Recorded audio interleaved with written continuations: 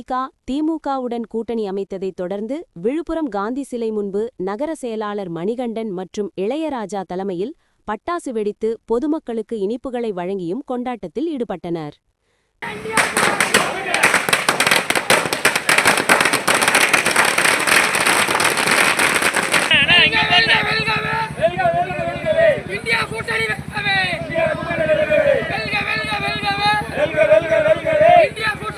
தேமுதிக, திமுகவுடன் கூட்டணி அமைத்ததைத் தொடர்ந்து விழுப்புரத்தில் தேமுதிகவினர் விழுப்புரம் புதுவை சாலை காந்தி சிலை முன்பு பட்டாசு வெடித்தும் பொதுமக்களுக்கு இனிப்புகளை வழங்கியும் கொண்டாட்டத்தில் ஈடுபட்டனர்.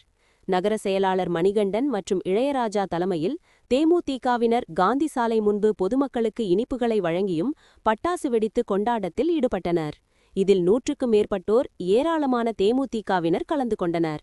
ராஜா, சந்திரசேகர், ஆதவன், முத்து, மனோ முக்கிய நிர்வாகிகள் கலந்து கொண்டனர்.